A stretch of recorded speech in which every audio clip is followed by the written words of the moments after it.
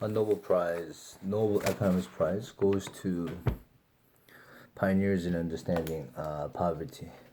Randomized trials help policymakers grasp which policies work and which don't. The most important question in economics is also the hardest. Why do some countries stay poor while others grow rich? In 2015, 10% of the world's population lived on less than 1.29 $90 per day, down from 35% in 1990. But more than 700 million people remain in extreme poverty, and the number grows every year in certain parts of the world, especially sub-Saharan Africa, in particular sub-Saharan Africa. For their contributions to understanding gaps in development, the better to close them, Abid Banerjee, Esther Duflo, and Michael Kramer have been rewarded this year's Nobel Prize for Economics. All three Americans, though Mr. Banerjee and Ms. Duflo are immigrants and married to each other. Ms. Duflo is only the second woman to have received the prize, and at 46, only the second woman at 46, the youngest winner ever.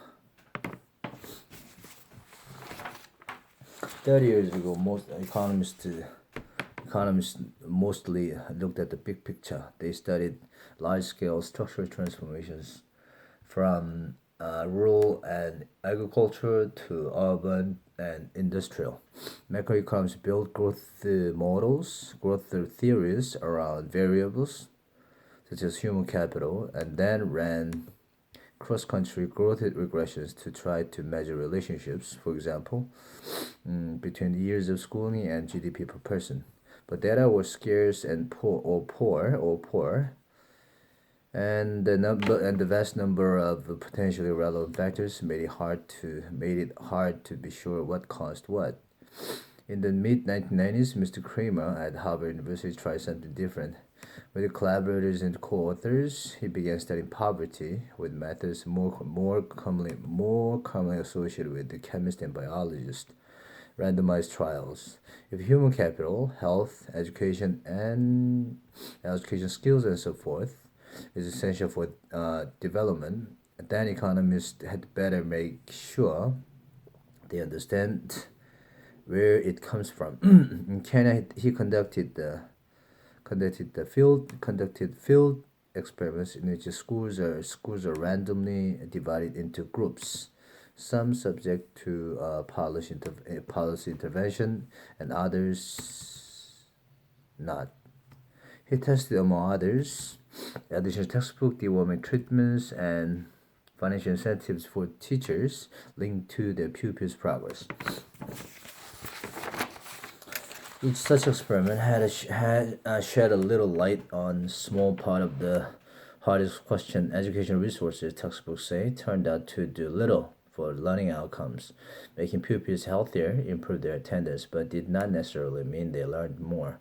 The experiments had a larger result, however. They taught the economics profession that randomized trials could work in the field. Mr. Banerjee and Mr. Duflo built on the foundation Mr. Kramer laid, deploying randomized trials to study healthcare and entrepreneurship, as well as education. In India, they found that focusing extra teaching resources on pupils who had fallen behind paid big dividends. They showed that microloans, small-scale lending to the cash-strapped poor, were less transformative than had been claimed, but could help ambitious entrepreneurs. The three scholars have studied absenteeism among teachers and nurses, immunization programs, the management of public infrastructure, and the use of productivity-boosting technologies such as fertilizer. They have spent countless hours observing and learning from the daily struggles of the world's poor. By breaking big questions into smaller ones and tackling each in carefully designed experiments, they overcame some hard Epistemological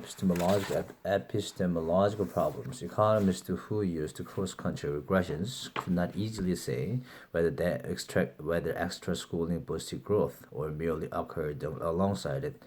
Field experiments, by contrast, could show not only the link between better teaching and greater learning, but how the connection worked.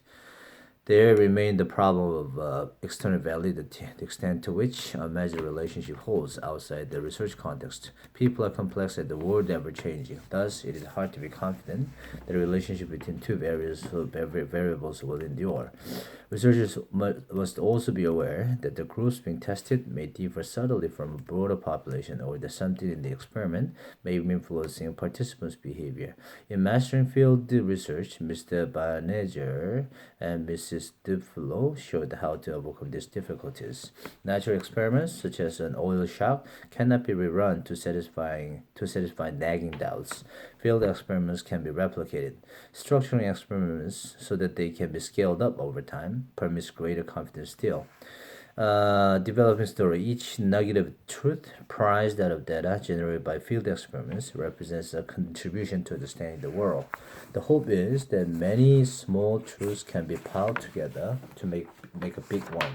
This lawyer's work uses economic theory as a guide, but nonetheless represents the departure from the disciplines business as usual, in which economists peer down from on high at society and seek to discover the equivalent of Newton's laws of motion. Randomized trials are a part of the important development in recent decades, away from high theory and towards an empirical grounding. With these awards, the Nobel Committee endorsed the shift. It is furthermore a practical award celebrating work that offers ways to improve lives. But the hardest question still looms. Mr. Ban and Ms. Duflo reckon that their work builds towards an answer. Taken together, their experiments reveal that the gap in productivity between the most and least efficient producers is much wider in developing countries than in advanced ones. Fix that one small innovation at a time, and perhaps eventually, the hard question will go away. More macro-minded economists counter that the huge fall in global poverty of the past 3 decades owes little to such fiddling. It happened rather as a confluence of global forces buoyed poor countries' fortunes. The mystery of global poverty remains. If enough economists emulate the innovative spirit and scholarly care of this year's laureates, it will not remain forever.